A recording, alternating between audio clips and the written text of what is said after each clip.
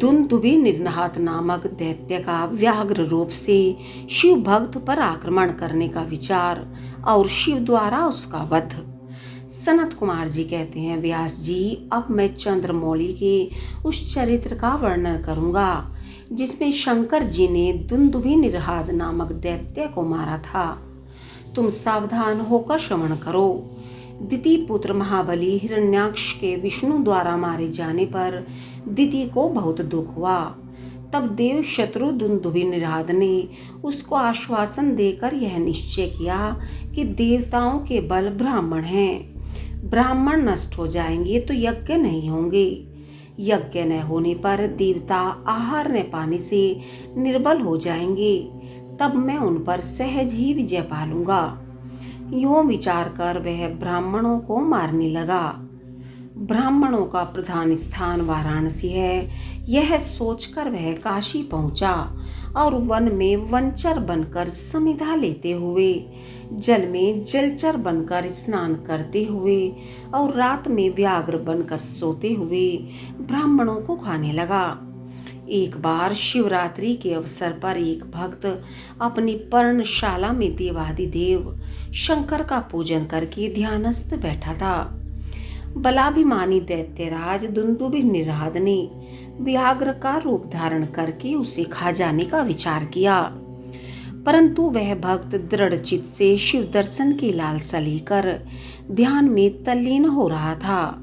उसके लिए उसने पहले से ही इस मंत्र रूपी अस्त्र का विन्यास कर लिया था।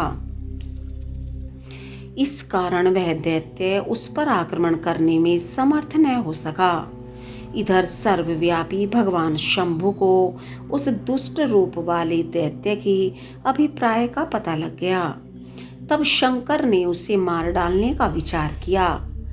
इतने में ज्यों ही उस दैत्य ने व्याघ्र रूप से उस भक्त को अपना ग्रास बनाना चाहा, त्यों ही जगत की रक्षा के लिए मणि स्वरूप तथा भक्त रक्षण में कुशल बुद्धि वाले त्रिलोचन भगवान शंकर वहां प्रकट हो गए और उसे बगल में दबोचकर उसके सिर पर वज्र से भी कठोर घूंसे से प्रहार किया। उस मुष्टि प्रहार से तथा कांख में दबोचने से वह व्याघ्र अत्यंत व्यथित हो गया और अपनी दहाड़ से पृथ्वी तथा आकाश को कपाता हुआ मृत्यु का ग्रास बन गया। उस भयंकर शब्द को सुनकर तपस्वियों का हृदय कांप उठा। वे रात भर में ही उस शब्द का अनुसरण करते हुए उस स्थान पर जा पहुंचे।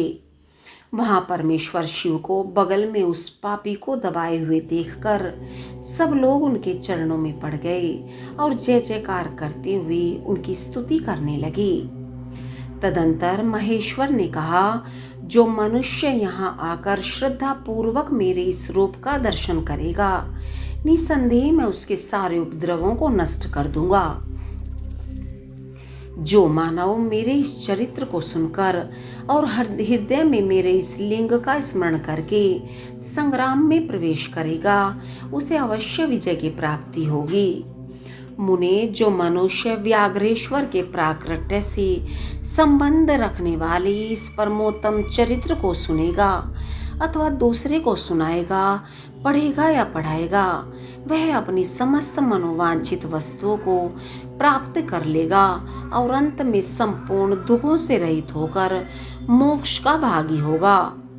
शिवलीला संबंधी अमृतमय अक्षरों से परिपूर्ण यह अनुपम आख्यान स्वर्ग, यश और आयु का देने वाला तथा पुत्र पौत्र की वृद्धि करने वाला है।